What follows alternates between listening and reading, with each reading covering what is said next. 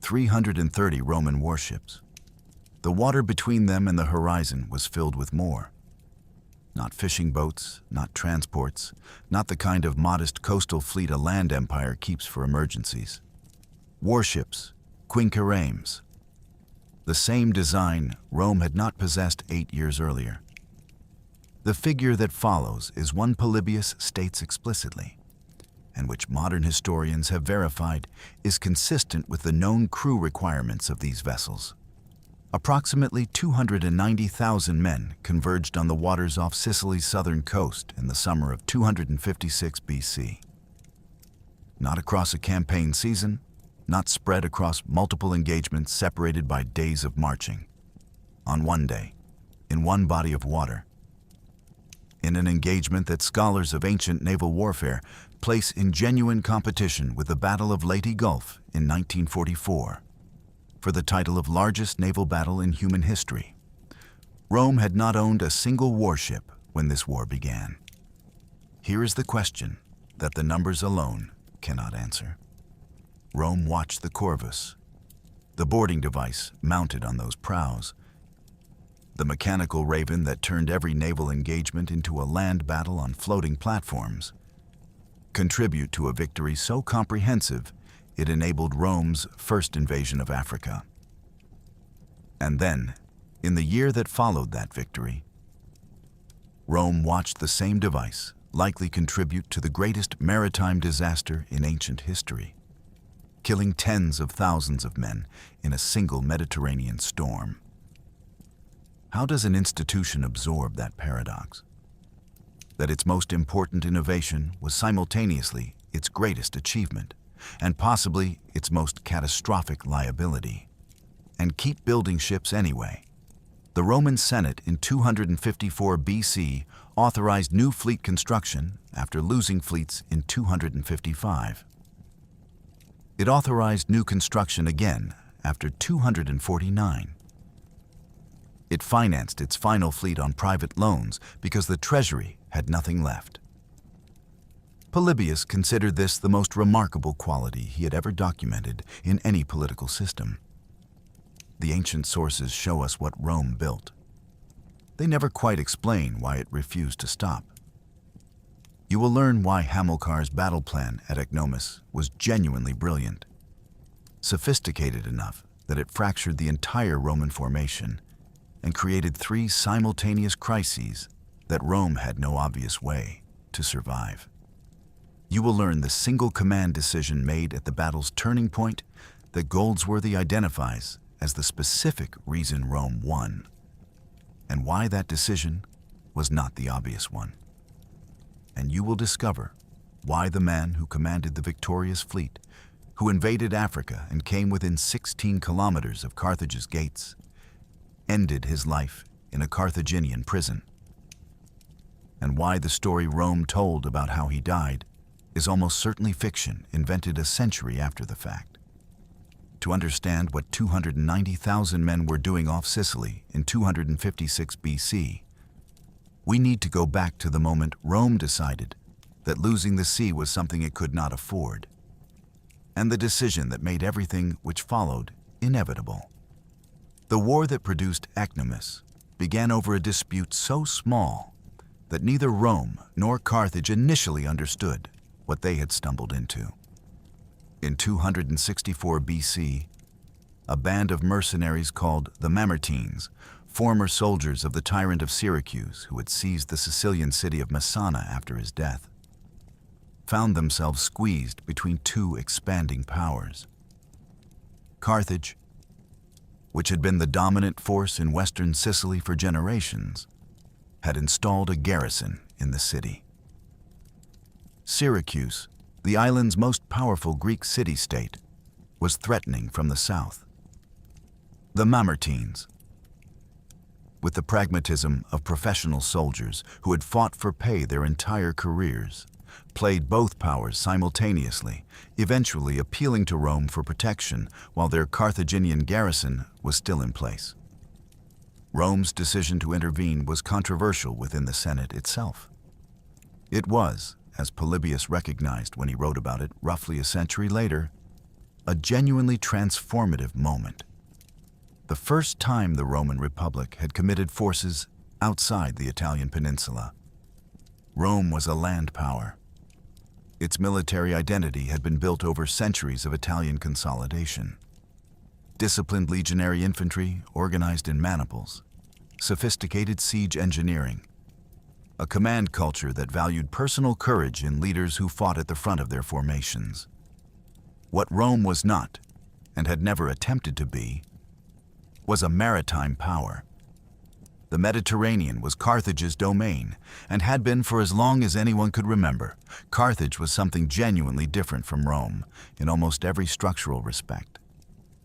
Founded by Phoenician settlers from Tyre on the coast of what is now Tunisia, it had built its power through commerce rather than conquest. A network of trading posts and naval bases stretching from the Levant to the Pillars of Hercules at the western edge of the known world. Its navy was professional.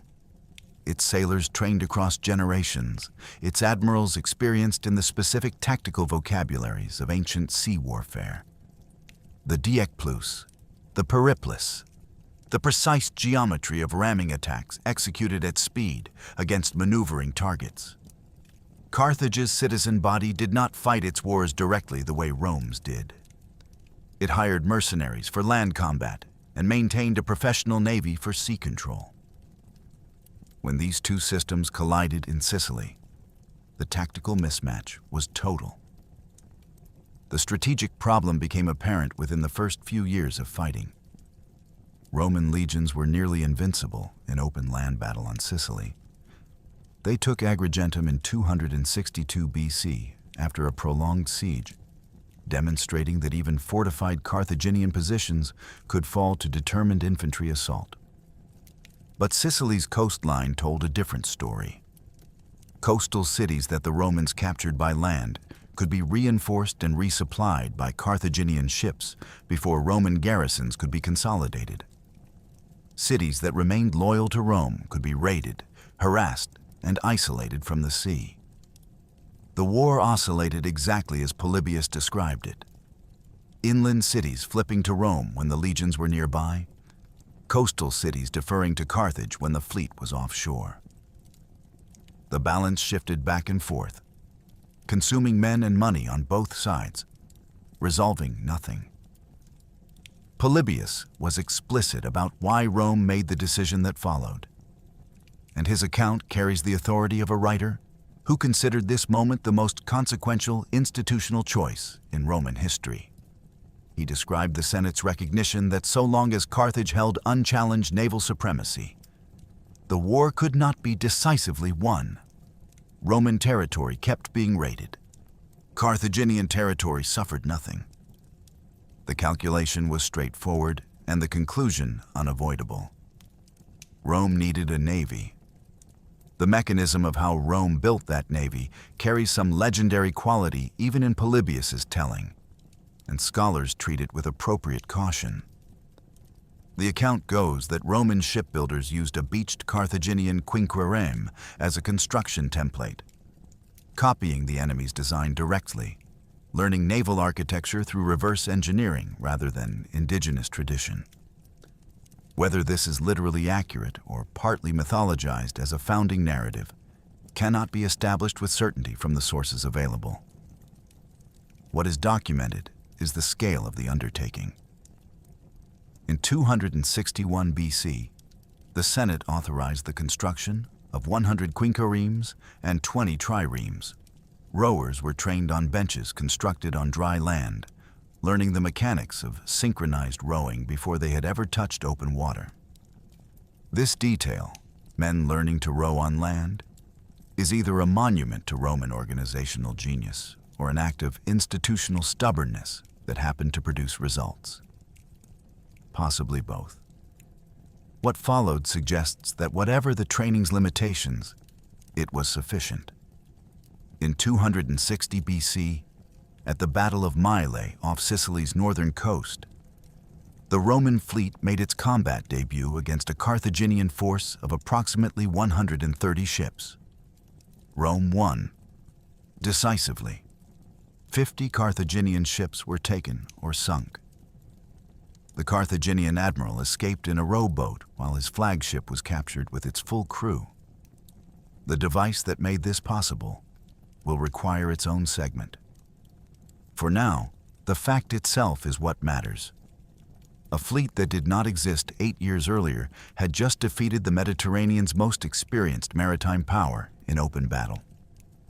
The psychological impact on both sides cannot be overstated. For Carthage, the defeat at Mylae was not merely a tactical setback. It challenged the foundational assumption that Rome could not compete at sea. For Rome, the victory was validation of the most audacious institutional gamble the Republic had ever taken. Sicily followed in 257 BC, another Roman naval victory. Tyndaris the same year, partial Carthaginian success, but insufficient to reverse the pattern. By 256 BC, 8 years into the war, Rome had won most of the significant naval engagements, while the land war in Sicily ground toward stalemate. Carthage still held Lilybaeum and Drepana in the island's west. The Carthaginian fleet still commanded access to coastal resupply routes that made those positions viable indefinitely. The strategic decision Rome made for the campaign of 256 BC was the boldest it had yet attempted. Don't fight for Sicily's coastline. Don't compete for the Carthaginian garrisons. Strike Africa. Threaten Carthage itself. Force an empire that had been fighting this war at comfortable remove from its homeland to defend its own territory. The mobilization required for this plan was staggering. 330 warships, the large majority quinqueremes, with 2 hexaremes serving as the consuls' flagships, plus an unknown number of horse transports. Polybius states the Roman fleet carried approximately 140,000 men, including roughly 26,000 picked legionaries taken aboard at Sicily specifically for the African landing. These figures are consistent with the known crew requirements of quinqueremes, approximately 300 rowers and 120 marines per vessel. Modern scholars who have worked through the mathematics of feeding and watering this force note that the logistical burden alone, something in excess of 150 short tons of grain per day for the combined fleets, plus the water requirements for rowers working in Mediterranean summer heat, would have demanded careful planning and frequent coastal stops that in turn constrained the fleet's operational flexibility. Lazenby, in his study of the First Punic War, describes the scale as one that strains modern belief, while acknowledging that the numbers are consistent with what these ships could physically carry. Carthage knew the invasion was coming. They assembled 350 warships, nearly every vessel they could muster from across their Mediterranean holdings, under 2 commanders named Hamilcar and Hanno, and moved to intercept the Roman fleet before it could make the crossing to Africa. 2 empires, their combined naval resources nearly exhausted, converging on a strip of Sicilian coastline in the summer heat. What happened there changed the war. What happened in the year that followed nearly ended the republic that won it. To understand what Rome brought to the Battle of Sicily in 256 BC, it is necessary to understand the quinquereme itself. Because the ship Rome copied from Carthage and then modified with a device of its own invention was among the most sophisticated military engineering achievements of the ancient world, and the modification Rome added to it was simultaneously a tactical masterstroke and an engineering liability, whose consequences would take years to fully manifest. The quinquereme was the standard heavy warship of the First Punic War era. Approximately 45 meters long and 5 meters wide at the waterline, displacing roughly 100 tons when loaded, built for speed in short tactical bursts, while maintaining sufficient structural integrity to absorb the stresses of combat and the ordinary punishment of Mediterranean conditions. The rowing system that powered it has been the subject of substantial modern reconstruction work most notably by the naval architect John Coates in his analysis of ancient galley design. The quote, _0 in quinquereme does not refer to 5 vertical banks of oars, a configuration that would have been both mechanically impossible and dangerously destabilizing. It refers to the number of rowers in each vertical file. The upper 2 tiers of oars each had 2 men. The lower tier had 1. All 5 men in each file pulled simultaneously. Their effort transmitted through the oar system into propulsive force that could accelerate the vessel to something approaching 7 knots in combat conditions. The deck was fully enclosed, what ancient sources call cataphract construction, protecting the rowers from arrow fire and providing a stable platform for the Marines fighting above. This structural choice meant Roman legionaries could maintain their footing and their formation discipline even when the ship beneath them was maneuvering at speed. It also meant the Corvus could be deployed without endangering the men who crossed it. Carthaginian naval doctrine built around this vessel had been refined over centuries of maritime warfare and relied on 2 principal tactical maneuvers. The first, the deck plus, involved driving through gaps in an enemy line and then turning sharply to ram exposed flanks or sterns before the enemy formation could respond. The second, the periplus, was an outflanking movement, sweeping around the edge of the enemy formation to attack from the rear. Both maneuvers depended on speed, precise ship handling, and the coordination of experienced crews who had learned to read a battle and respond as a unit. Both were, in theory, unanswerable by a fleet moving more slowly and crewed by men who had learned to row on benches on dry land. The Corvus was Rome's engineering answer to this tactical problem, and Polybius describes it with enough precision that modern engineers have built functional reconstructions. A vertical pole approximately 7 meters high was mounted at the ship's prow, with a pulley at its crown. Suspended from this pole was a boarding bridge roughly 11 meters long and 1.2 meters wide, with a low railing on each side to protect soldiers crossing under fire. At the bridge's far end hung a heavy iron spike shaped like a downward-pointing beak, the detail that gave the device its name, since Corvus means crow or raven in Latin. The spike pointed toward whatever surface the bridge was about to contact. The operation required timing and nerve in equal measure. As a Roman ship closed with an enemy vessel, whether approaching prow to prow or drawing alongside, the bridge was raised via the pulley to vertical, then released. It fell.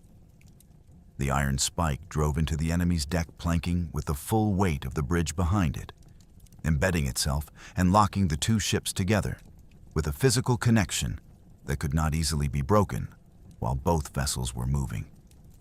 Then, Roman legionaries, infantry who had trained for close quarters combat their entire military careers, equipped with shields and short swords optimized for the cramped fighting conditions of boarding actions, crossed the bridge and turned the engagement into exactly the kind of fight Rome always won.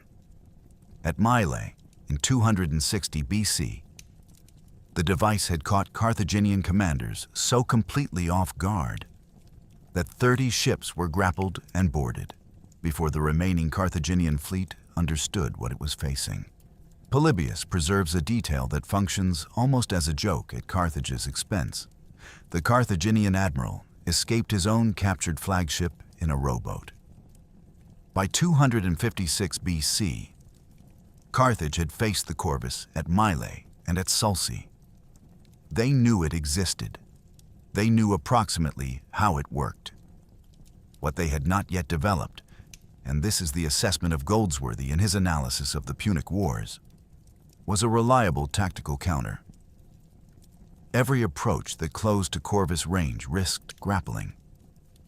Every engagement that turned into a boarding action favored Rome. The device was most effective in the conditions that prevailed near coastlines: limited maneuvering room, constrained water, the very conditions that Hamilcar's battle plan was designed to exploit in Carthage's favor, and that the geography of the engagement off Sicily would produce in multiple phases simultaneously. The scholarly debate about the Corvus deserves honest acknowledgement, because it bears directly on the disaster that followed the victory. The device's weight, estimated at roughly 1 ton for the bridge and mounting assembly combined, sat at the prow, raising the bow and shifting the vessel's center of gravity forward. In calm water, with the bridge secured in its raised position, this imbalance was manageable. In rough seas, particularly the violent summer storms that the Mediterranean generates with little warning along the route between Sicily and North Africa, the forward weight concentration could cause a ship to plunge into swells rather than ride over them. The prow would go down instead of up, and water would pour into the oar boxes, and then the ship would go down as well. Whether this is what happened during the catastrophic storm of 255 BC is a question scholars including Lazenby and Goldsworthy have debated without fully resolving. The storm happened. The losses were catastrophic by any measure. The Corvus's weight distribution was genuinely problematic in rough water. Whether the device was the primary cause, a contributing factor, or largely secondary to the sheer severity of the storm cannot be established from the sources that survive. What can be said with confidence is that Polybius clearly records the storm disaster as following the Ecnomus victory, that the Corvus subsequently disappears from the historical record, and that scholars treat the connection as at minimum plausible and at maximum probable. The device's eventual disappearance is itself instructive. It is clearly mentioned in primary sources only at Mylae in 260 BC and at Ecnomus in 256 BC. After Ecnomus, it does not appear. The war's final decisive engagement at the Agadi Islands in 241 BC was won through conventional naval tactics.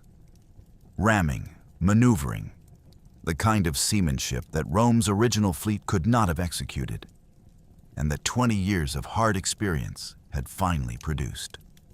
The Corvus had been, in the most precise sense, a transitional weapon, a force equalizer that bought time for the Roman Navy to develop genuine maritime competence. Once that competence existed, the device became unnecessary. The question of whether Rome chose to abandon it, or whether the storm disasters simply eliminated the ships that carried it before the decision could be made consciously, is another matter the sources leave open.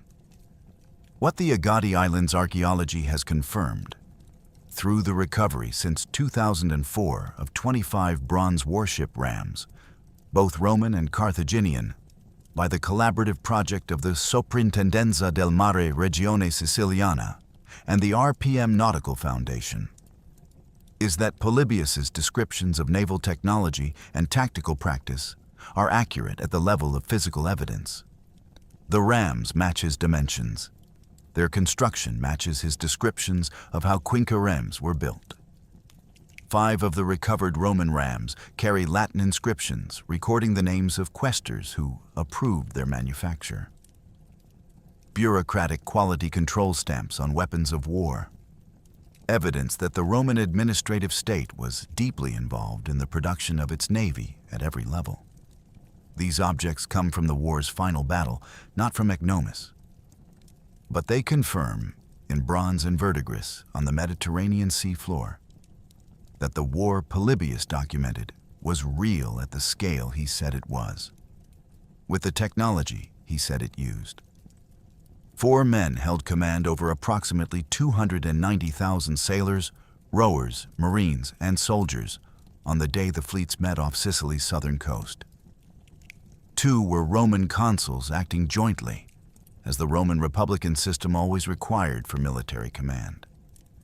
2 were Carthaginian admirals, whose biographical details survive primarily through the way Polybius introduces them, which is to say, largely through reference to their prior failures. Understanding the Roman command structure requires setting aside modern assumptions about military hierarchy the Republic did not appoint single supreme commanders for its fleets. It sent consuls, the highest elected magistrates in the Roman state, serving one-year terms, holding authority that was formally equal and practically difficult to divide. Marcus Atilius Regulus and Lucius Manlius Vulso Longus shared command of the Roman fleet at Ecnomus, each sailing his own hexareme flagship, the only 6 banked galleys noted by Polybius in his account of the battle. Larger than the standard quinqueremes that made up the bulk of both fleets. At the apex of the Roman wedge, the 2 flagships sailed alongside each other, the 2 consuls' personal authority anchoring the formation's leading edge. This structure could have been a recipe for divided counsel and paralyzed decision-making. 2 commanders of formally equal rank, communicating by visual signal across miles of open water, unable to consult in the moment without the physical act of bringing their ships alongside each other. A maneuver that would itself have been visible to the enemy and potentially disruptive to formation.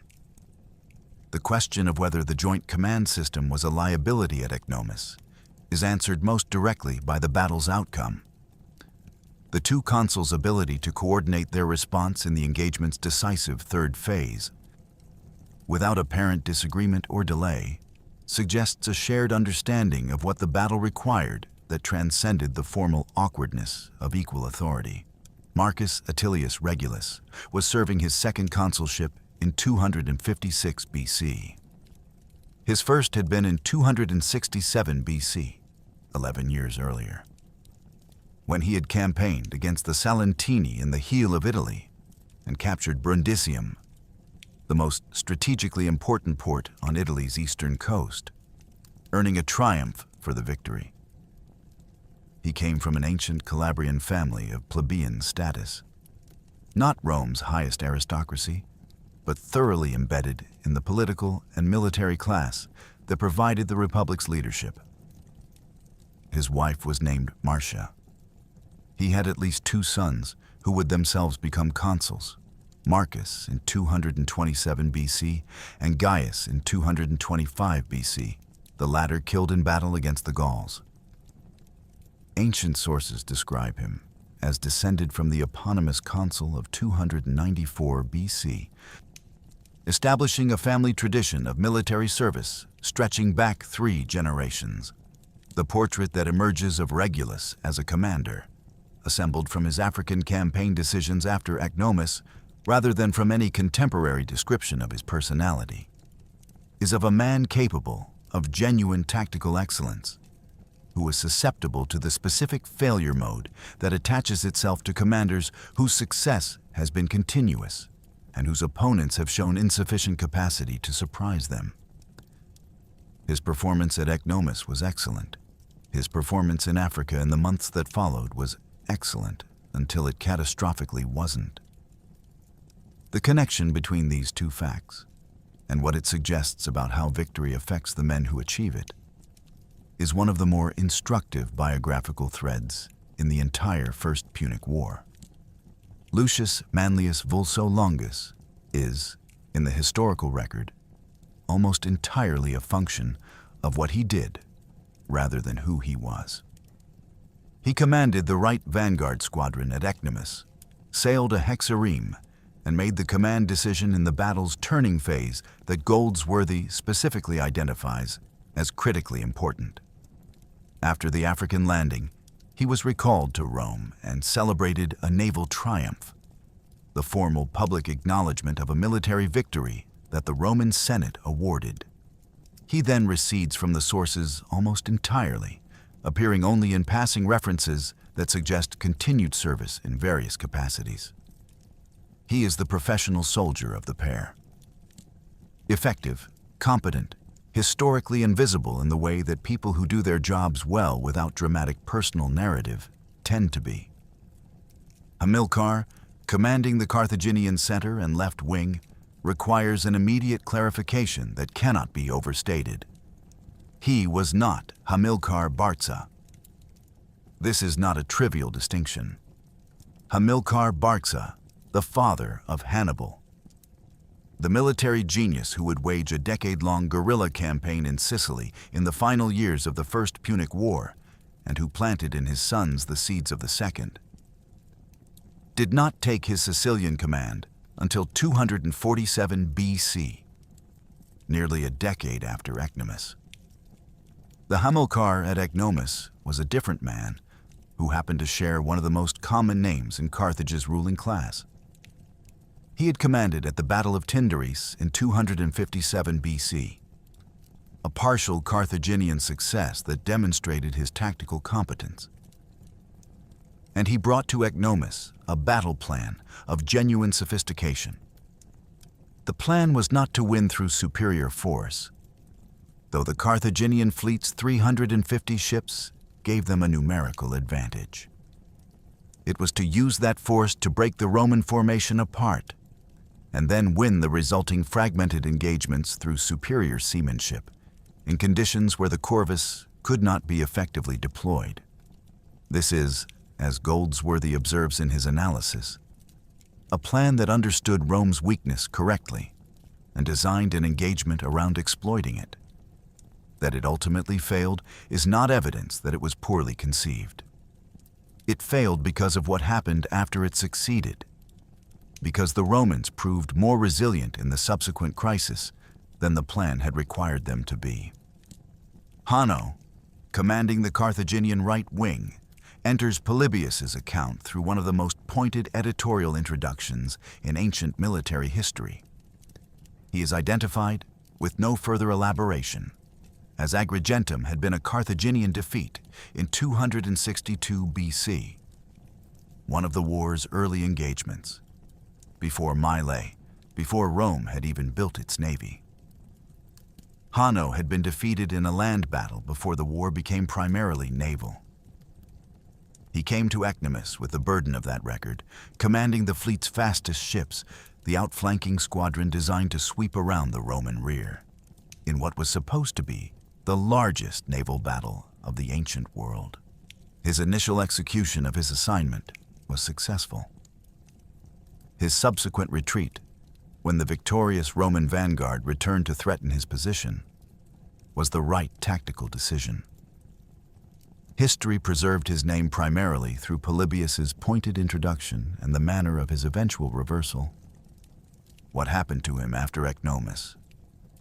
Whether he faced accountability for the defeat, whether he continued in Carthaginian service, whether he died in the battle or escaped, the sources do not record. The biographical silence that follows military commanders who lose is one of ancient history's most consistent patterns. The geography of what was about to happen mattered before either fleet had moved. Ancient galleys were not ocean-going vessels in any meaningful sense. The quinqueremes of the First Punic War were powerful, fast in tactical bursts, capable of sustained coordinated action across a day's engagement. But they were coastal ships, designed to hug shorelines, dependent on frequent stops for fresh water, vulnerable in rough seas, and genuinely dangerous in the open Mediterranean during storm season. Neither fleet would willingly have crossed the open water between Sicily and North Africa if a coastal route offered any alternative. Rome's approach used the most cautious path available. South along Italy's western coast, across the Strait of Messina, then around Sicily's eastern cape, and west along the island's southern shore toward the crossing point. The battle's precise location is a matter of honest scholarly uncertainty.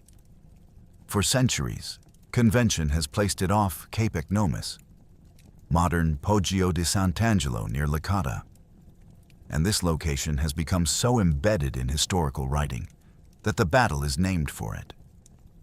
But Polybius, whose account is the only detailed primary source available, does not actually specify where the engagement occurred.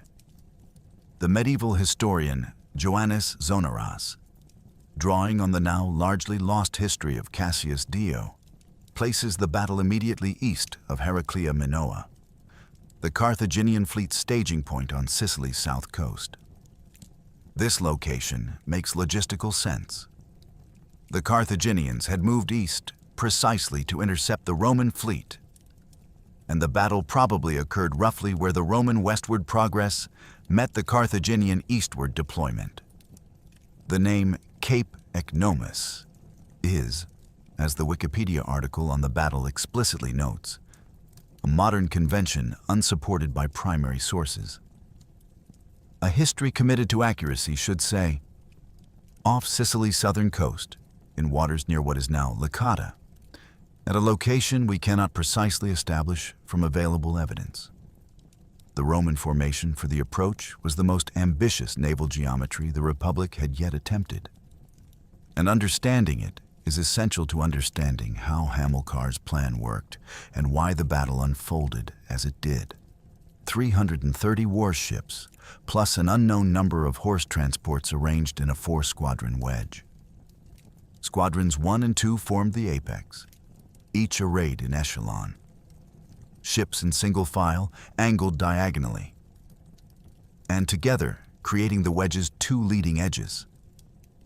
At the very point of the triangle, the 2 consuls' hexaremes sailed alongside each other, the largest ships in the Roman fleet at the formation's most exposed position. Immediately behind them, Squadron 3 occupied the wedge's base in a straight line abreast, its ships towing the horse transports that carried the cavalry Rome would need for the African landing. Squadron 4, the Triarii, the rear guard, deployed in a long single line across the back of the entire formation, positioned to extend beyond the flanks of the wedge on both sides. Moving 330 ships in this configuration required coordination across distances that ancient communication systems could not reliably bridge. Signal flags, horn calls, the visual discipline of watching the vessel ahead and maintaining interval. These were the mechanisms available. That the Romans maintained this formation across the miles of Sicilian coastline they covered before the engagement suggests a level of drill and operational coherence that historians of the First Punic War find genuinely impressive for a navy that had not existed a decade earlier. The Carthaginian fleet had been waiting. After assembling at Carthage, resupplying at Lilybaeum on Sicily's western tip, and sailing east to Heraclea Minoa, Hamilcar and Hanno had positioned 350 ships precisely where the Roman route would bring them into contact. Polybius notes they may have had warning from scout vessels.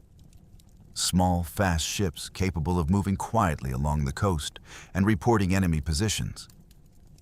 The Carthaginians had time to deploy deliberately, and Hamilcar used that time to arrange his fleet in a formation designed not to meet the Roman wedge symmetrically, but to fracture it. 3/4 of the Carthaginian fleet, roughly 260 ships, deployed in a single extended line with every vessel facing the Romans. The right wing stretching far out to sea to prevent any outflanking movement.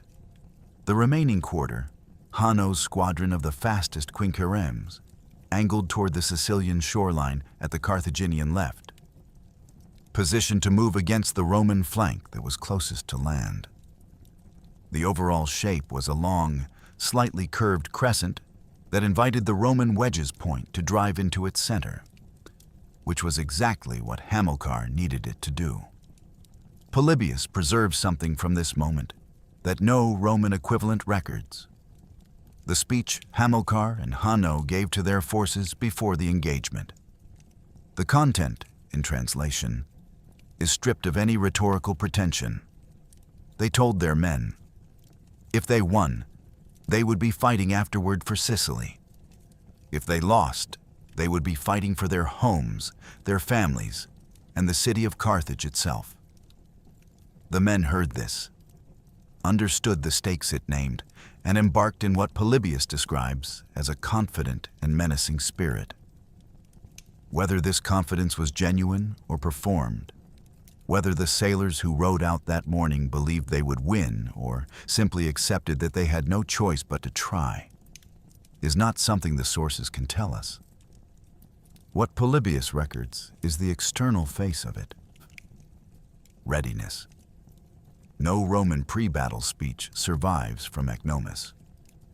Whatever Regulus and Vulso said to their 140,000 men, if they said anything formal at all, rather than the ordinary shouted orders of men preparing ships for combat, history has not preserved it. The asymmetry in what the sources record is itself a kind of information. Polybius, writing with sources available to him that are now lost, found the Carthaginian address worth preserving and did not find a Roman equivalent. Perhaps there was none. Perhaps the Roman command culture at this point relied on discipline and training rather than motivation, on the assumption that men who had already won at Mylae and Sulci did not need to be reminded of what they were fighting for. The logistical reality of what both fleets represented deserves acknowledgement before the battle itself begins, because the sheer physical scale of sustaining these forces places constraints on everything that followed. Lazenby, in his detailed study of the First Punic War, works through the mathematics of feeding and watering a combined force of approximately 290,000 men operating from ships in Mediterranean summer conditions, and the numbers strain belief even when you accept them. Combined daily grain consumption for both fleets would have been something in excess of 150 short tons. The water requirements for rowers working hard in summer heat, roughly 2 to 3 liters per man per hour of active rowing, multiplied across hundreds of ships in active combat, would have demanded supply arrangements that constrained every operational decision both fleets made. This is why ancient galleys kept to coastlines, not primarily from navigational caution, though that was real, from the practical necessity of resupply at frequent intervals, from the impossibility of carrying sufficient provisions aboard vessels whose internal volume was almost entirely dedicated to rowing machinery and fighting men. The Carthaginian choice to stage at Heraclea Minoa rather than sail directly to intercept the Romans in open water reflects this constraint precisely. Heraclea Minoa was the easternmost Carthaginian-held port on Sicily's south coast, the last place Hanno and Hamilcar could take on fresh water and provisions before the engagement, the last point from which they could operate with confidence of supply. The Romans had staged at Fintius, the modern Licata, for the same reason. Both fleets had organized their approach around the logistics of what the ships could carry and where they could resupply. And both approaches converged on the same stretch of coastline because the geography of Sicily's southern coast left no other route that made operational sense for fleets this size moving in this direction. Understanding this adds a layer to what Hamilcar's plan required. He was not simply designing a tactically sophisticated battle.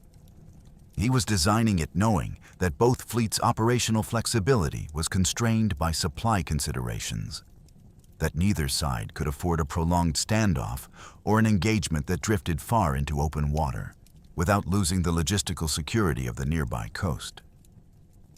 The battle had to be fought near Sicily's southern shore. The geography predetermined that much. What Hamilcar designed was a battle within those constraints that would exploit the Roman formation's specific vulnerability while neutralizing the Roman weapon. The Corvus that had made every previous engagement go Rome's way. The battle opened with what looked like a Roman advantage. Scanning the Carthaginian line from the apex of the Roman wedge, the view across the water revealed something potentially significant. Hamilcar's fleet, deployed in its long curving line to cover wide frontage, was thin in the center, thin relative to its length. The Roman vanguard, squadrons 1 and 2 with both consuls at the point, would be attacking a center that had spread its ships across more water than the force available could densely occupy. Polybius records this observation as the basis for the Roman decision to attack the center directly. From the Roman perspective, an extended, understrength center was a vulnerability. Concentrate force against it, break through, roll up the flanks. Standard doctrine, sound judgment given what was visible. The Carthaginian center fled, not in panic and not as a result of the Roman assault overwhelming it before it could respond. Polybius is explicit about this, and it is among the most important details in his entire account. The Carthaginian center had received Hamilcar's orders in advance to fall back immediately upon Roman contact. The retreat was pre-planned.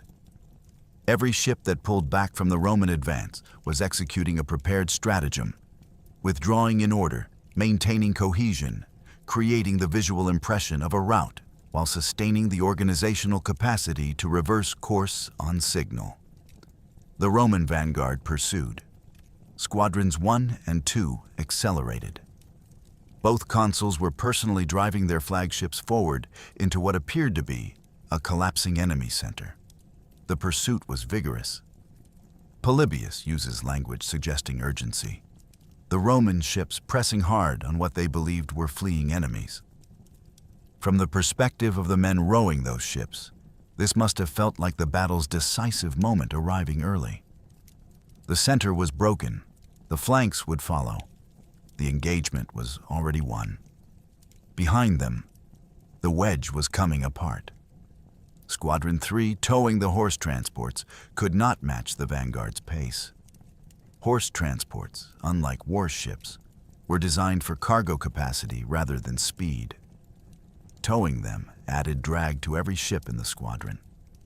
The horses themselves, hundreds of cavalry mounts, distributed across multiple transport vessels, shifted their weight unpredictably with the motion of the water, making each transport handled differently and forcing the towing ships to compensate constantly.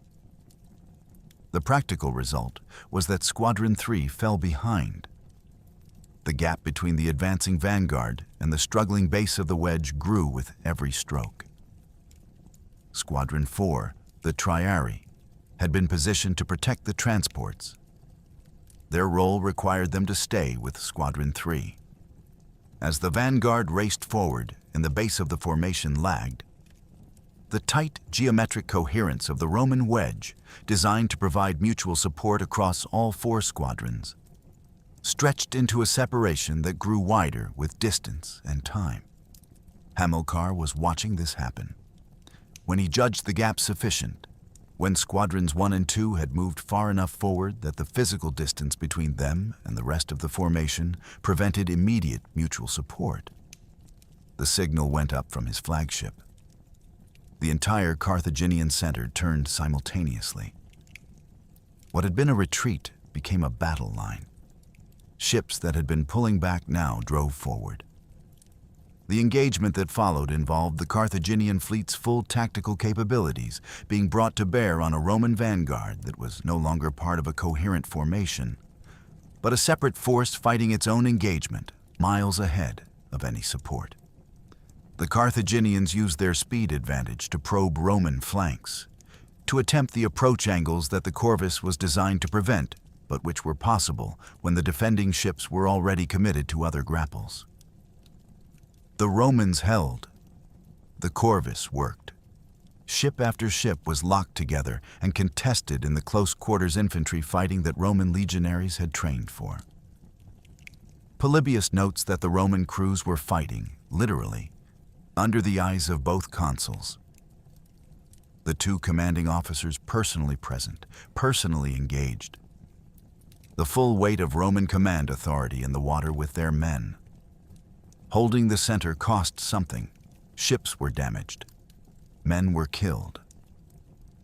The vanguard was not winning decisively.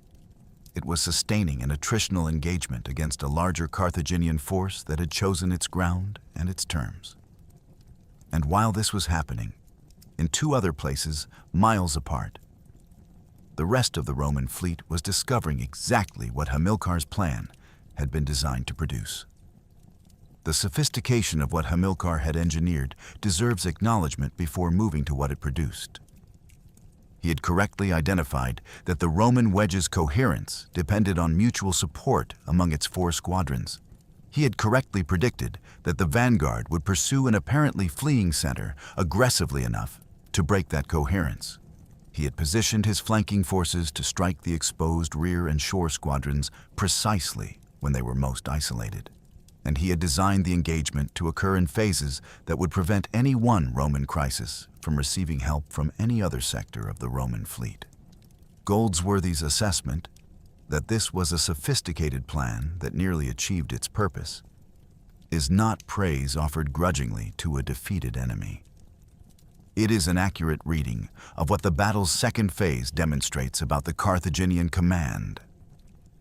Polybius states the structure of what followed with the directness of a man who understood its significance. Quote, he writes, quote, not sequentially, not in relay, simultaneously. 3 separate engagements, each involving hundreds of ships and tens of thousands of men, each with its own momentum and its own crisis, each beyond the immediate sight and reach of the others. This simultaneity was the point of Hamilcar's plan.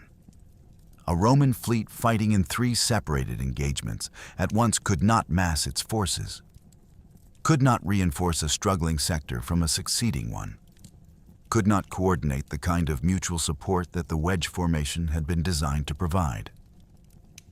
Each engagement became, in effect, its own war. In the center, the situation Polybius describes is a grinding, costly stalemate. The Roman vanguard held the Corvus engagements and kept fighting. Carthaginian ships attempted flanking maneuvers. Roman ships grappled them before they could complete the approach. The legionaries who crossed the boarding bridges were doing what they had trained to do. On deck after captured deck, in the brutal close quarters fighting that favored their training and equipment.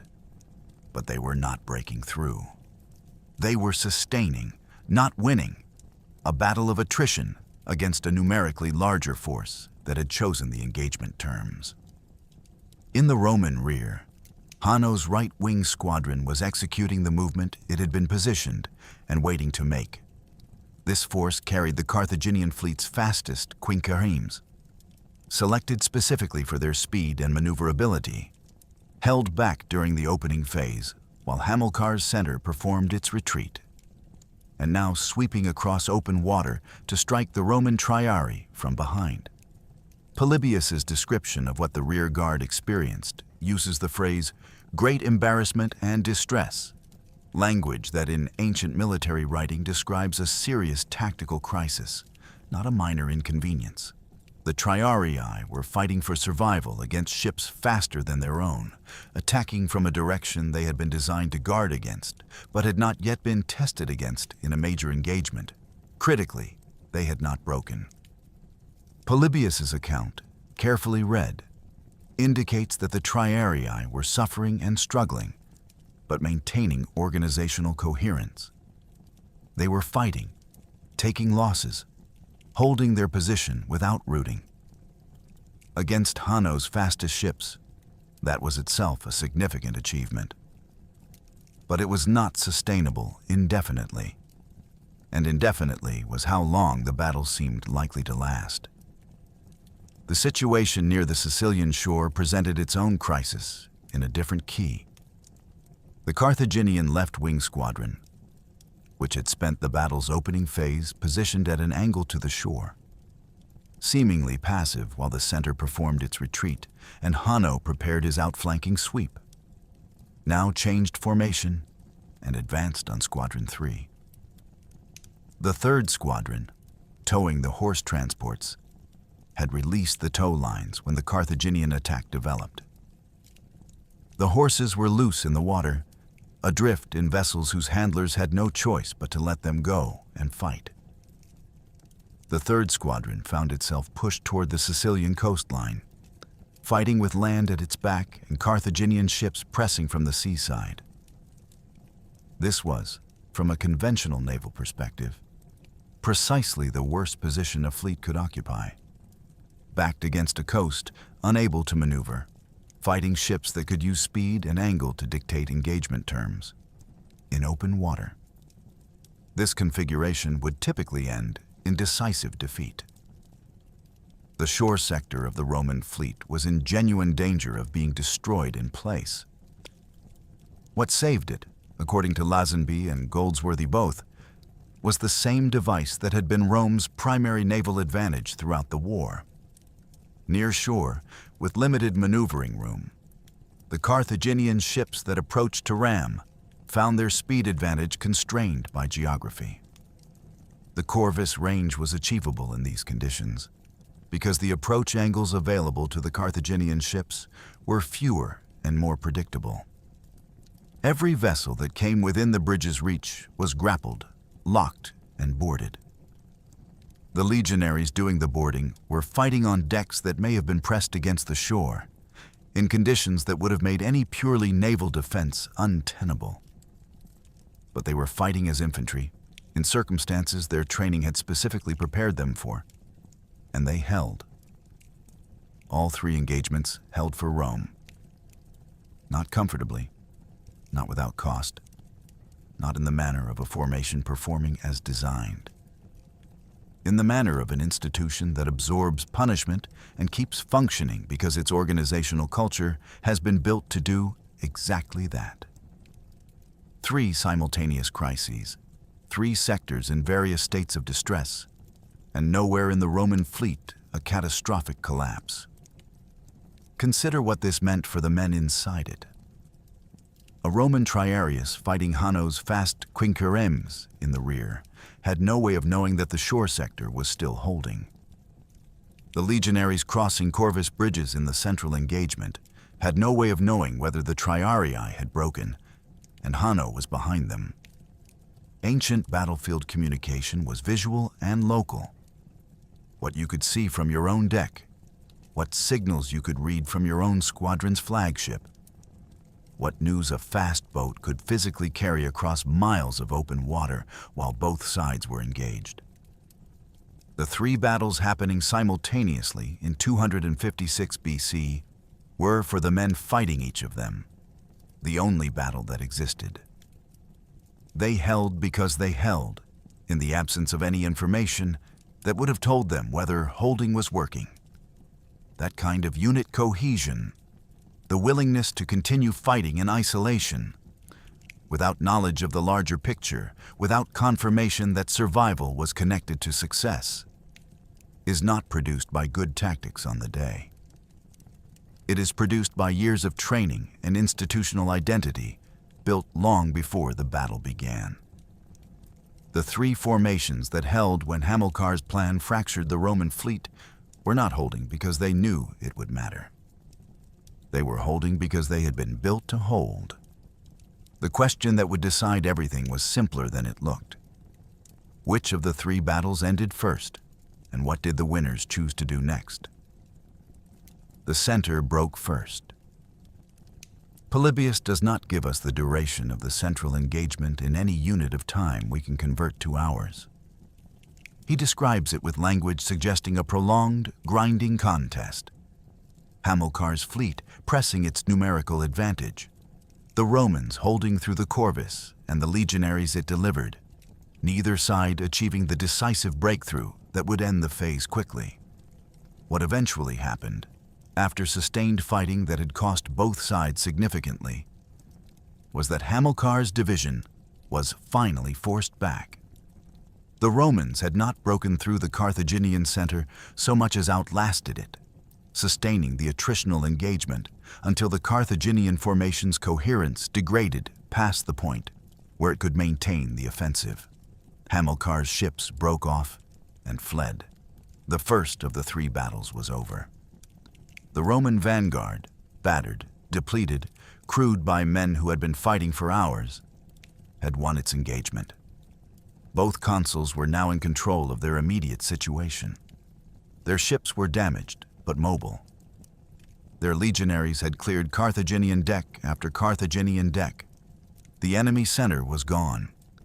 Here is the moment Goldsworthy identifies as the decision that won the battle, and his emphasis on it is worth sitting with carefully, because the decision itself was not dramatic in the way that military turning points are usually narrated.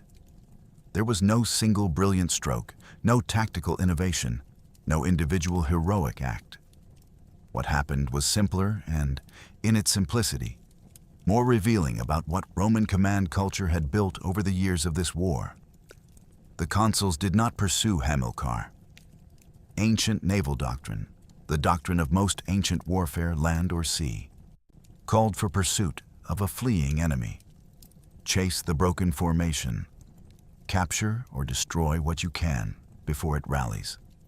Convert the local victory into a decisive one. The ships that had just beaten Hamilcar's center had the momentum and the positioning to execute exactly this kind of pursuit. The fleeing Carthaginian ships were vulnerable. The rewards of pressing that advantage were obvious and immediate. Regulus and Vulso divided their returning force and sent it toward their struggling comrades.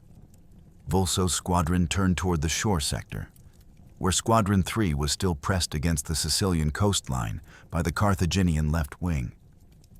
Regulus took his ships toward the rear, where Hanno's outflanking force was still engaging the Triarii. The two consuls, without any consultation recorded by any source, made the same decision independently and simultaneously. Their comrades mattered more than their pursuit. The effect on Hanno was both immediate and mathematically foreordained. His attack on the Triarii had been proceeding successfully in the narrow sense that he was inflicting damage and maintaining pressure on a rear guard that was genuinely struggling. What it had not achieved was the breakthrough to the horse transports that represented the Carthaginian fleet's strategic objective. And now, from a direction Hanno had not needed to guard against because the Roman vanguard had supposedly been fully occupied by Hamilcar's fleet, Regulus's victorious ships were appearing. Hanno was about to be caught between two Roman forces, the Triarii in front, the returning vanguard approaching his flank and rear. He made the only rational decision available and withdrew into open water. The Triarii, which had been fighting for survival, were relieved. Vulso's attack on the shore sector produced the engagement's most lopsided phase. The Carthaginian left wing, which had successfully pinned Squadron 3 against the Sicilian coastline and was in the process of defeating it on its own terms, now found itself in a position that mirrored what it had been trying to create for the Romans. Roman ships arriving from the seaside, the Sicilian coast at the Carthaginian fleet's back, limited room to maneuver, the Corvus operating at its most lethal efficiency in exactly the kind of confined water engagement for which it had been designed. Ship after ship was grappled.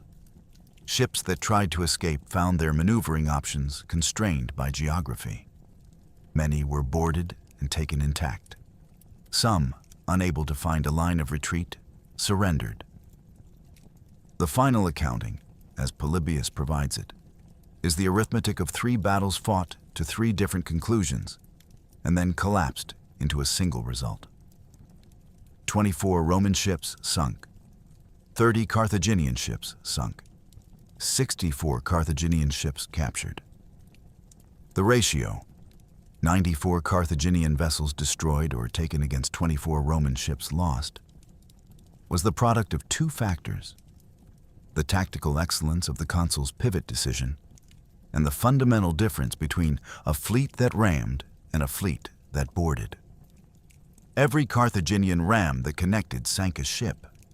Every Roman Corvus that drove home captured a ship intact, with its crew aboard.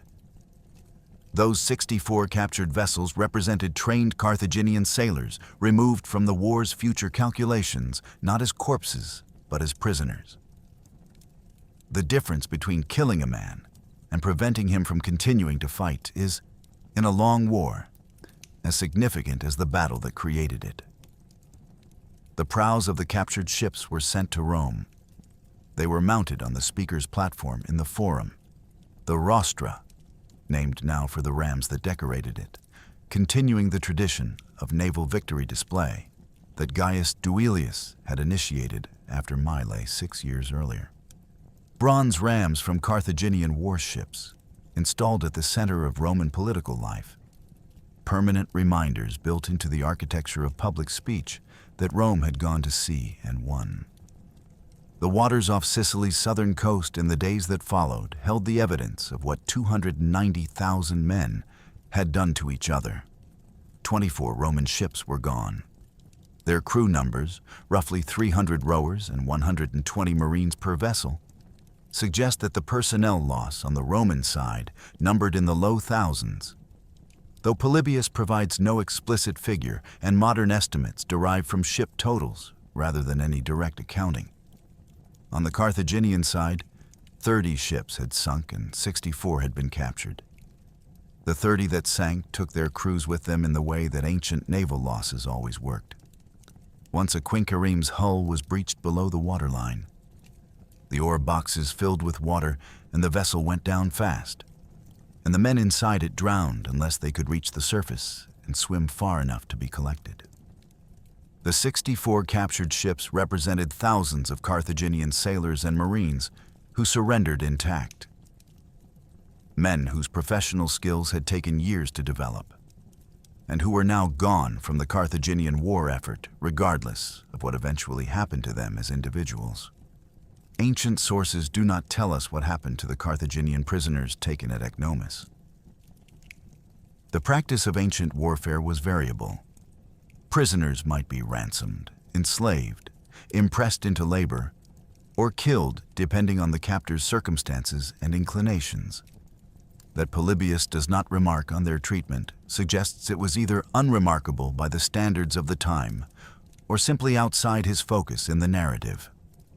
The 64 captured ships were presumably assessed for their condition and usefulness. Some may have been incorporated into Roman operations, others stripped for materials, the captured rams sent to Rome with the others to ornament the rostra. What the fleet needed most immediately was repair and rest, and the anchorage off Sicily provided both.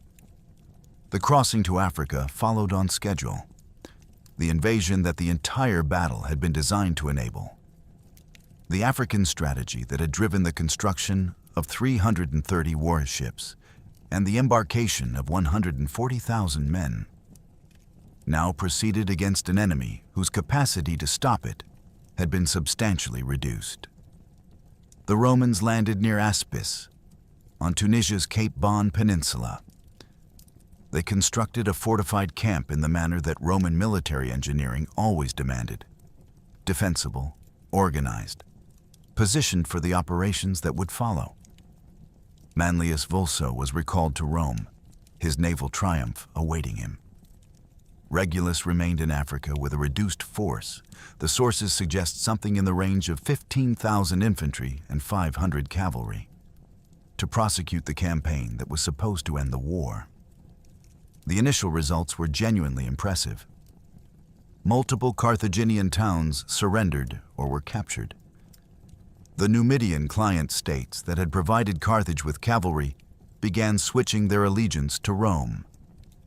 The Battle of Ecnomus, fought on hilly ground near the town of the same name approximately 60 kilometers south of Carthage, ended in a Roman victory when Carthaginian commanders positioned their army on elevated terrain that neutralized their cavalry and elephants, and then were surprised by a Roman night march and dawn assault from two directions. After Ecnomus, Regulus advanced to Tunis, a coastal town 16 kilometers from Carthage's gates. He occupied it, fortified it, and used it as a base from which to ravage the Carthaginian countryside. His Numidian allies added to the devastation. Carthage's territory, which had been untouched by the war for the entire 8 years it had been fought in Sicily, was now being systematically destroyed. Carthage, in this condition, asked for peace terms. Regulus provided them. Precisely what he demanded is a question the sources handle with varying degrees of credibility. The most extreme accounts, preserved in Dio and later writers, describe terms amounting to near total submission: abandonment of Sicily and Sardinia, return of all prisoners without reciprocity, massive indemnity payments, restrictions on Carthage's ability to conduct military operations independently. Scullard, in his contribution to the Cambridge Ancient History, treats these most extreme versions skeptically. arguing that requiring Carthage to vacate Sicily was probably the core demand, and that later sources embellished the severity for rhetorical purposes. What all sources agree on is the result. The terms were rejected. Carthage chose to continue the war rather than accept what Rome offered. The decision to reject the terms was not simply Carthaginian pride refusing to bend. It was a calculation. Peace terms that stripped Carthage of Sicily and potentially Sardinia, and potentially its independent military capacity, were peace terms that ended Carthaginian independence in all but formal name, an empire built on maritime commerce and political autonomy, which had for centuries maintained its position through a combination of naval power and skilled diplomacy, did not face genuine destruction from a Roman army at Tunis. It faced a Roman army at Tunis. Those were different things. The army could be dealt with. The terms it was offering could not be accepted and leave Carthage as a functioning independent state. The calculation, made in Carthage's council chambers in the winter of 256 to 255 BC, was that the military situation could be changed if the military leadership that had been failing was replaced with something better. That replacement was already arriving. Carthage in the winter of 256 to 255 BC was a city whose confidence had been systematically dismantled. Its navy had just lost 94 ships off Sicily. Its land forces had been beaten at Addis on ground that prevented them from using their most effective arms. A Roman army was camped at Tunis, 16 kilometers from the city's gates, burning the countryside that fed the Carthaginian population. The Numidian kingdoms on the city's southern and western frontiers had defected to Rome, and the peace terms Rome offered were terms Carthage had refused, which meant the war was continuing, and the war was going badly. And there was no obvious path from the current situation to any outcome that did not involve significant Carthaginian loss. Into this environment came a Spartan named Xanthippus. He arrived among a group of Greek mercenaries recruited during the winter, the kind of professional soldiers Carthage habitually contracted when its own military capacity was insufficient. What Polybius records about his entrance into Carthaginian planning is a scene with genuine narrative force. Xanthippus did not arrive quietly and accept whatever role was assigned to him. He made public, pointed criticism of the Carthaginian generals. He argued that the recent defeats were not evidence of Roman military superiority, but of Carthaginian commanders making avoidable mistakes. This was not a private assessment shared discreetly with authority. It was the kind of professional soldier's blunt assessment of institutional failure that could either get a man killed or given command, depending on how desperate his audience was. Carthage's leadership was desperate enough to listen. Xanthippus was summoned before the city's ruling class to explain himself. He made his case. According to Polybius, what he said was almost brutally obvious in retrospect. Carthage's strength lay in its cavalry, which vastly outnumbered any Roman force, and its war elephants, of which it maintained approximately 100. The hilly terrain around Addis and Tunis had prevented both arms from operating effectively. Roman infantry, excellent in the close fighting that broken ground required, had been given every engagement it could win. The solution was to fight on flat ground, where Carthaginian cavalry and elephants could operate freely, and to stop giving Roman infantry the terrain advantages it needed to compensate for its numerical limitations. Xanthippus was given command. The force he led out of Carthage in the spring of 255 BC was not numerically overwhelming. Polybius's account gives approximately 12,000 infantry, 4,000 cavalry, and roughly 100 elephants. A force that was perhaps comparable in size to Regulus's command and inferior to it in infantry quality. The cavalry disparity was decisive. 4,000 Carthaginian horsemen against Regulus's 500. On the flat ground, Xanthippus selected for the engagement. That disparity meant the battle's outcome before the first elephant had moved. The Battle of the Bagradas River, also called the Battle of Tunis, unfolded in the spring of 255 BC on the open plains near the river of that name. Xanthippus placed his elephants in a single line in front of the infantry, with cavalry on both wings. Regulus deployed his legionaries in the center in a deep formation. Polybius indicates he made this choice as a response to the elephant threat, concentrating his infantry mass to absorb the charge, with his 500 cavalry on the flanks. The sequence was swift and nearly total. The Carthaginian cavalry on both wings immediately overwhelmed Regulus's outnumbered horsemen and cleared the flanks. The elephants drove into the Roman infantry mass, creating the kind of panic and disorder that no amount of discipline could entirely prevent when 100 war elephants were advancing through a formation designed for men fighting men. Only one portion of the Roman army achieved any local success. Approximately 2,000 soldiers on one wing managed to break through the mercenaries opposing them and escape the field, eventually reaching the coast at Aspis. The rest, Polybius gives a figure of approximately 13,000 killed, were caught between the elephants grinding through the front, the Carthaginian phalanx advancing from behind, and the cavalry that had swept the wings and now closed from both sides. Regulus himself was captured, along with roughly 500 survivors. The reversal was total and swift. In one engagement, Carthage had eliminated the Roman force that had been threatening its existence, captured the consul who had commanded the invasion, and reversed the strategic balance in Africa entirely.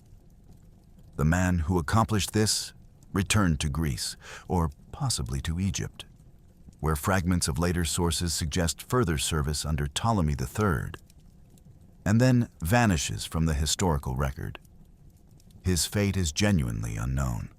The competing accounts in Diodorus and Appian, which describe various forms of treacherous death at Carthaginian hands, are treated by Lazenby as implausible and by Goldsworthy as unlikely.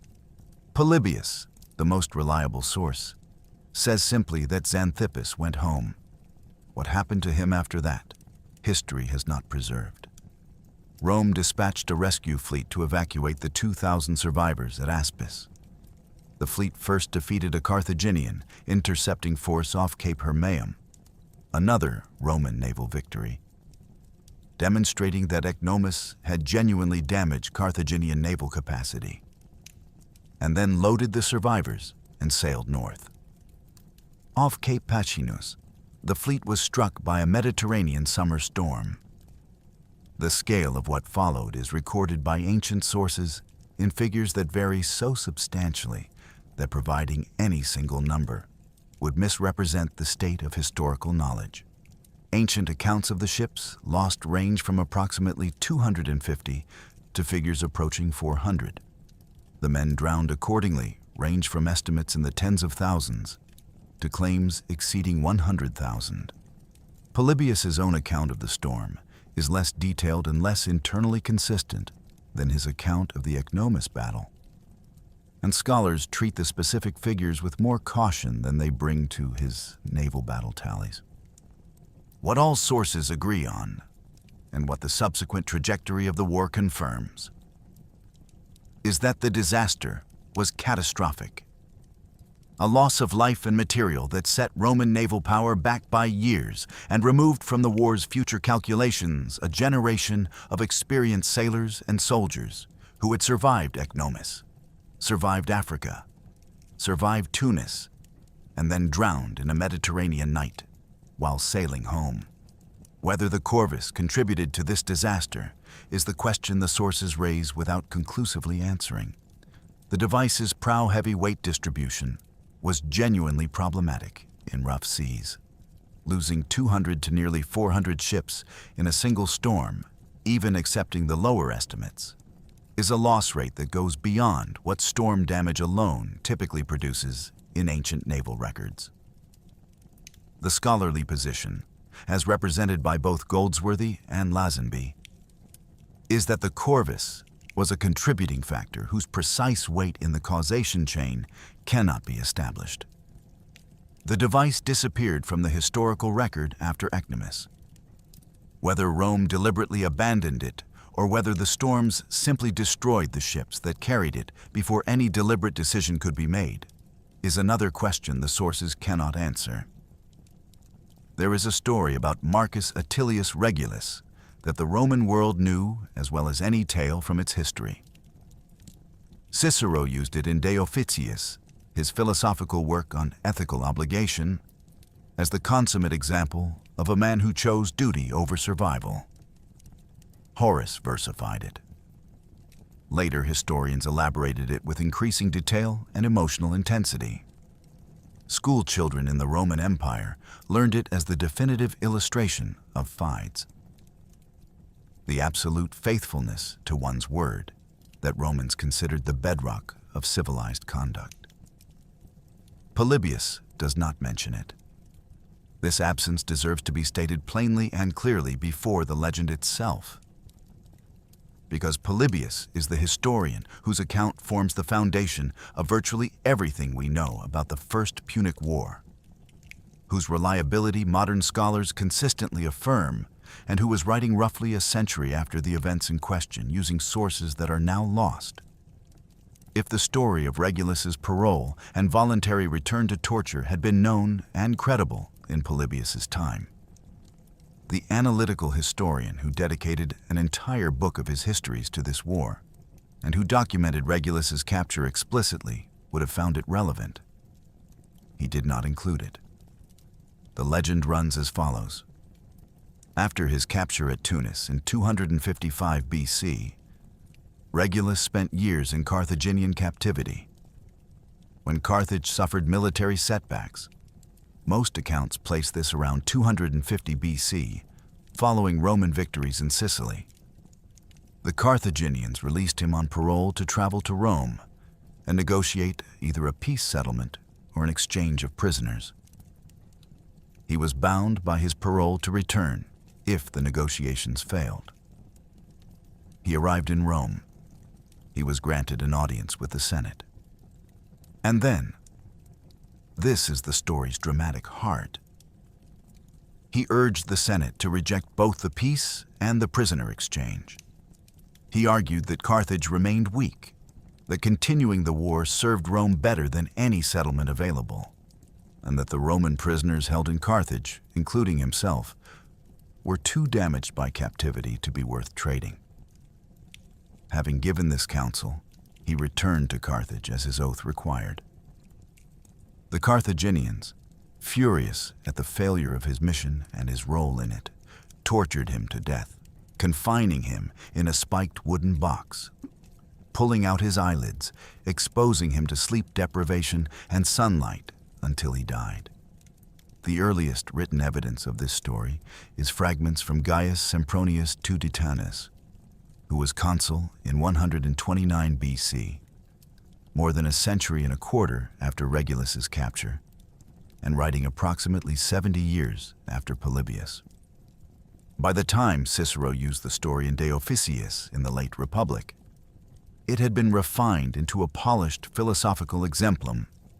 By the time Augustine cited it in the City of God in the 5th century AD, the torture had acquired the kind of precise physical detail that attaches itself to stories told often enough to develop specificity by accretion rather than by documentation. Modern historians are effectively unanimous in treating the torture account as legendary, invented, or at minimum substantially embellished, by Roman annalists serving propagandistic purposes. The most widely accepted theory, summarized in multiple modern reference works, is that the story was created to justify the mistreatment of Carthaginian prisoners held in Rome after news of Regulus's death reached the city. His widow, according to Diodorus Siculus, tortured Carthaginian captives in retribution. If Carthage had first tortured Regulus in the elaborate manner the legend describes, Roman retaliation became righteous. If Regulus died of natural causes in captivity, the most historically probable scenario, given his age and the conditions of ancient imprisonment. Then what his widow did requires a different moral accounting. What the sources establish without controversy is simpler and more human than the legend. Regulus was captured. He was probably in his late 50s or early 60s at the time of his capture, having served 2 consulships and campaigned extensively across his adult life. He remained in Carthaginian custody and died there. The date of death is uncertain, before any exchange was arranged. The circumstances of his death are genuinely unknown. He was probably not tortured in the elaborate manner the legend requires. He probably died from illness or age, or the ordinary deterioration of an elderly man held in captivity far from home and adequate medical care. What the legend tells us is not how Regulus died. It tells us how Rome needed to understand what happened to him. A consul who had commanded the largest naval victory in ancient history invaded Africa, advanced to within reach of Carthage's gates, and then been captured and died in enemy hands was a difficult story for Roman culture to process without a redemptive frame. The legend provided one. It transformed Regulus from a capable commander who overreached into a moral exemplar who chose honor over life. And in doing so, it preserved his name in Roman memory for 2,000 years, while the actual circumstances of his death faded into historical uncertainty. Both versions of Regulus have coexisted in Western culture ever since. The legend made him a philosophical touchstone. The history made him instructive in a different way.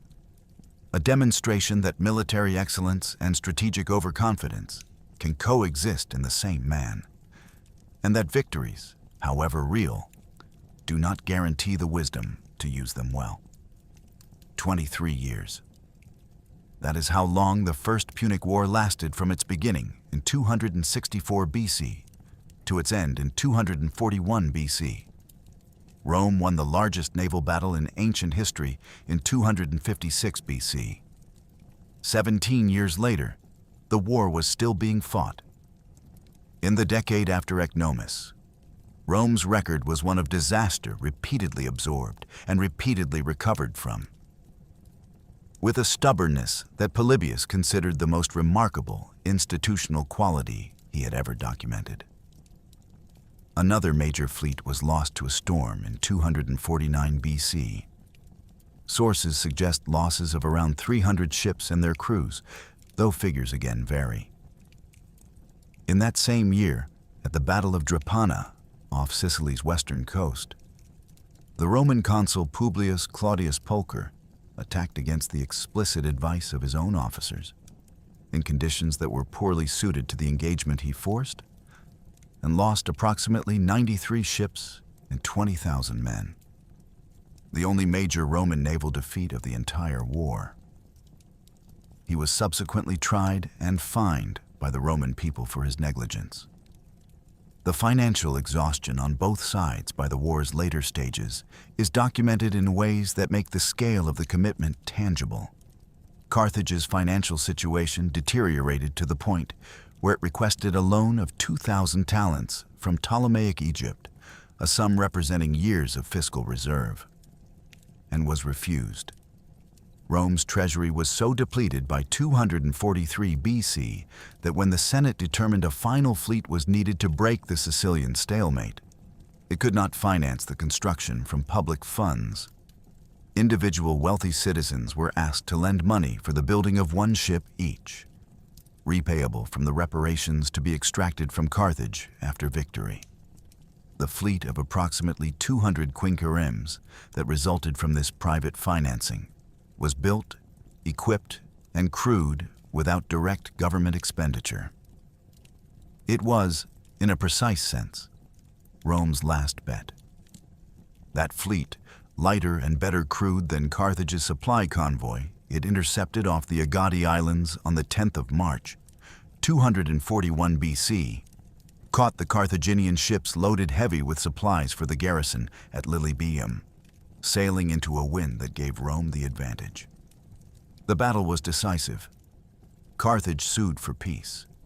The Treaty of Lutatius, concluded by the Roman consul Gaius Lutatius Catulus, transferred Sicily to Rome as its first overseas province and required Carthage to pay a war indemnity spread over 20 years. The question of what Ecnomus actually decided, given this 23-year arc, requires an honest answer rather than a triumphal one. The battle did not decide the war. Rome came close to losing the war multiple times after the largest naval victory in ancient history. The storm disasters of 255 and 249 BC collectively destroyed more Roman ships than Carthage had managed to sink in the entire war to that point. The Battle of Tunis eliminated the African campaign that Ecnomus had enabled and cost Rome an army, plus a consul. The Battle of Drepana gave Carthage naval superiority for nearly a decade. What Ecnomus decided was whether the African strategy was possible, whether Rome could project military force into Carthaginian territory and force the war's resolution away from Sicily's endless coastline. The answer was yes, at least temporarily. And the temporary yes, even though the African campaign ended catastrophically, created strategic consequences that outlasted its military failure. Carthage had to divert resources to defend its homeland. It had to manage the political and social shock of a Roman army camped outside its gates. It had to recruit Xanthippus and transform its land forces in response to threats it had never previously faced. All of this exhausted Carthage in ways that the Sicilian campaign alone might not have. Goldsworthy's framing of Rome's ultimate victory emphasizes something that pure tactical analysis misses. He describes the Roman manpower losses during the First Punic War as, quote, 7, a word he uses precisely, not hyperbolically. Rome's adult male citizen population declined by 17% between the war's beginning and its end, according to census figures.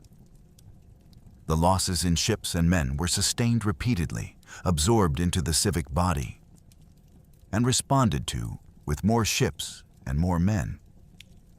This was not resilience born of inexhaustible resources. Rome was nearly bankrupt and demographically strained by the war's end. It was resilience born of institutional will. The Senate kept authorizing fleets, the wealthy kept lending money, the citizens kept rowing, because the alternative was admitting that Carthage was right and the sea belonged to someone else.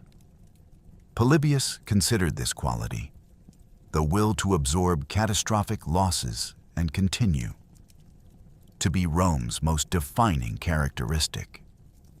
He wrote his account of the First Punic War at unusual length because he believed the naval transformation it documented was the most significant institutional achievement he had encountered in the historical record. Not the victories, the transformation. A land power choosing to become a sea power and sustaining that choice through 23 years of disaster and recovery and final, exhausted, privately financed triumph. The comparison Polybius made explicit between Rome's institutional resilience and the Carthaginian tendency to seek negotiated settlements when military costs became high illuminates something important about why the war ended as it did. Carthage was not defeated because it ran out of soldiers or ships or money before Rome did. In raw material terms, Carthage's resources were comparable to Rome's throughout the conflict, and its maritime experience remained superior even at the end. What Carthage ran out of was will. Specifically, the will to keep absorbing losses that its commercial and political culture had not built it to absorb. When the Agadi Islands' defeat left its Sicilian garrisons cut off and its treasury strained, Carthage calculated that peace was more rational than continuation and sued for terms. Rome's willingness to accept those terms rather than demand total destruction reflected, in its own way, the same calculus. The Republic had paid enough, and a negotiated end that removed Carthage's threat was worth more than a total victory that would require years more of fighting to achieve. The Treaty of Lutatius left Carthage intact, reduced but functional, a power that would rebuild its resources over the following generation and eventually produce Hannibal and the Second Punic War. Whether Rome made an error in not pressing for Carthage's destruction in 241 BC is a question historians have debated since antiquity. Polybius, characteristically, treated it as a demonstration of Roman political pragmatism rather than strategic failure, a state that knew the difference between a war aim and an obsession, that could accept a satisfactory outcome rather than insisting on a perfect one.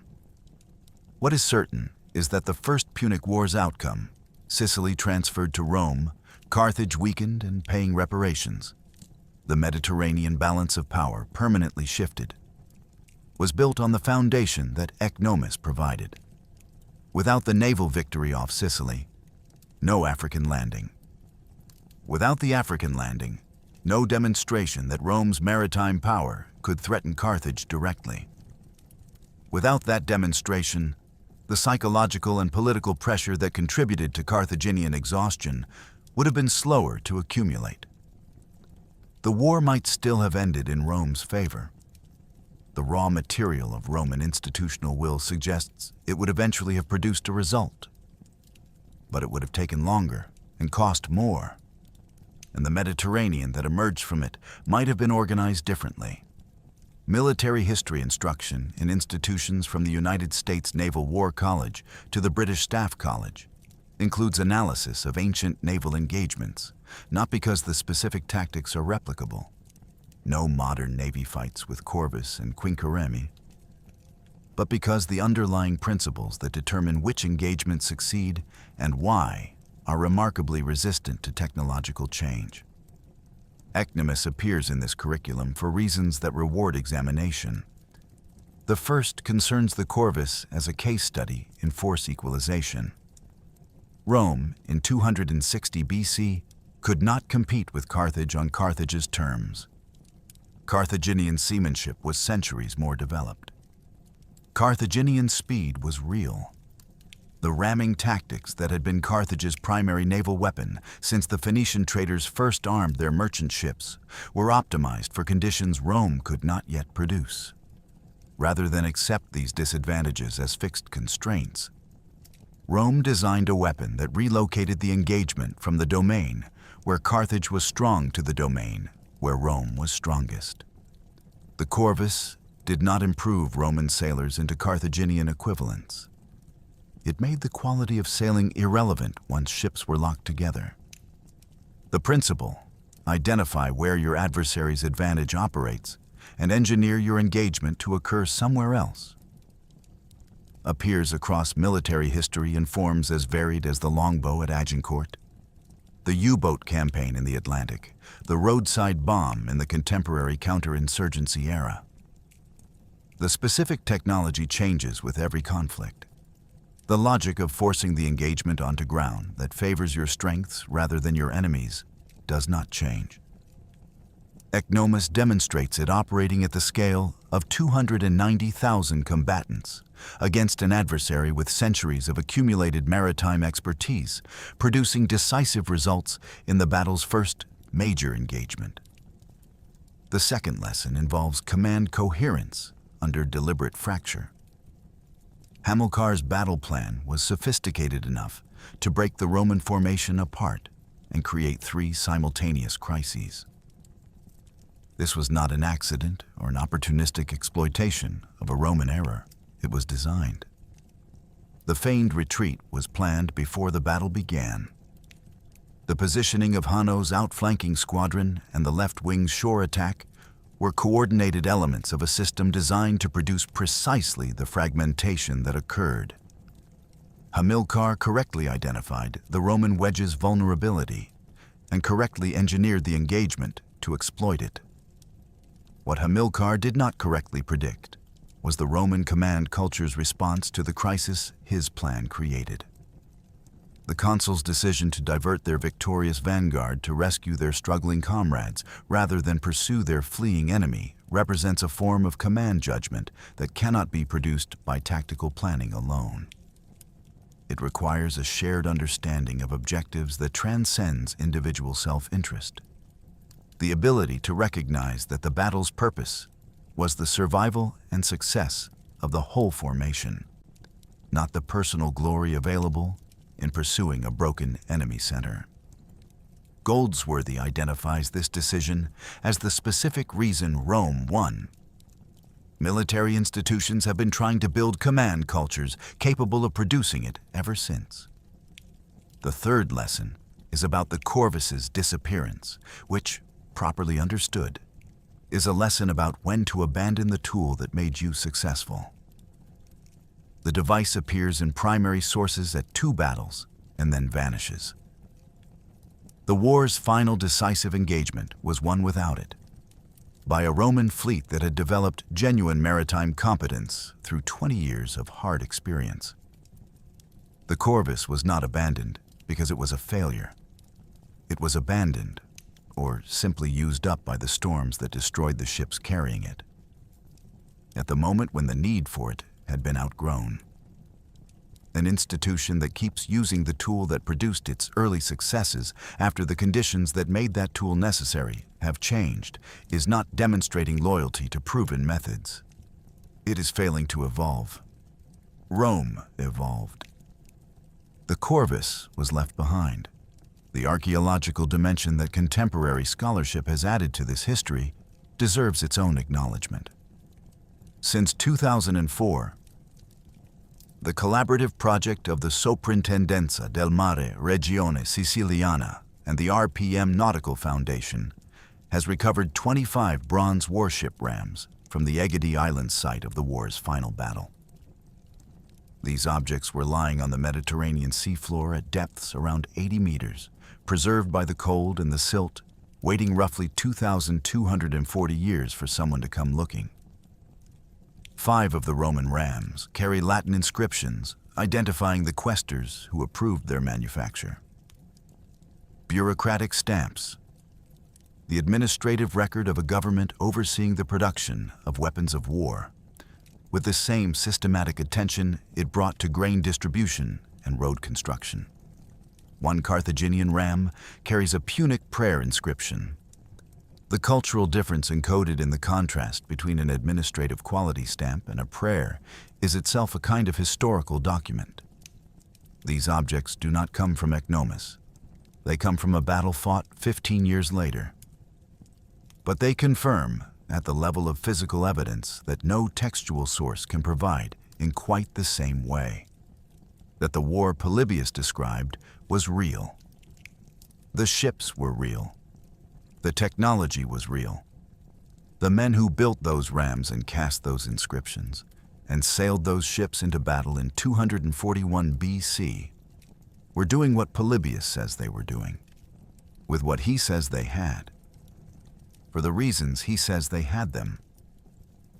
There is a 5th lesson embedded in Ecnomus that military analysis sometimes overlooks because it concerns not tactics or technology, but the relationship between command decision and unit resilience. The Triarii, who absorbed Hanno's outflanking attack, fighting ships that were faster than their own, attacked from behind in a rearguard action without the support of any other Roman formation, held their position without routing. The 3rd squadron pinned against the Sicilian shoreline, tow lines cut, horses loose in the water, fighting with the coast at their backs, held without collapsing. These were not elite formations performing exceptional acts of heroism that individual chronicles would later celebrate. They were standard Roman naval units doing exactly what Roman military training had built them to do: sustain combat in adverse conditions until circumstances changed. The circumstances changed because the consuls returned. But the circumstances could only change because the Triarii and the 3rd Squadron were still there when the vanguard arrived. Units that collapse under pressure do not survive long enough to be rescued. The resilience that allowed both struggling formations to hold for the duration of the central engagement was a prerequisite for the command pivot that decided the battle, not its consequence. Hamilcar's plan required either the Roman rear and shore formations to collapse before the center was decided, or the Roman vanguard to be unable to return and rescue them. The plan failed because neither condition was met. Both conditions failed because of what Roman military training had built at the unit level, independently of command decisions, in the years between Mylae and Ecnomus. Military institutions studying Ecnomus for its command lessons, and they are genuine and worth the attention they receive, should be careful not to reduce the battle to a demonstration of the consuls' qualities alone. What the consuls decided would have been meaningless if the formations they returned to rescue had not still been fighting when the vanguard arrived. The lesson about command decision depends on a prior lesson about unit cohesion, and unit cohesion depends on training and institutional culture built long before the battle began. Ecnomus is a demonstration of a complete military system functioning under the worst possible conditions, not just of two talented commanders making the right choice at the right moment. And somewhere on the seafloor off Sicily's southern coast, in waters whose exact coordinates we cannot specify from the surviving sources, the evidence of what happened in the summer of 256 BC may still be lying at depth, waiting. In the summer of 256 BC, two Roman consuls stood at the apex of 330 ships and looked at 350 Carthaginian vessels arranged across the water in front of them. The fleet behind them carried approximately 140,000 men. The fleet before them carried approximately 150,000 more. The combined total, the roughly 290,000 combatants Polybius's account implies, makes this engagement a candidate for the largest naval battle in human history, a distinction that scholars debate with appropriate caution, and that the surviving evidence does not permit resolving conclusively. What the evidence does permit is the final accounting. 24 Roman ships went to the bottom. 94 Carthaginian ships were destroyed or captured.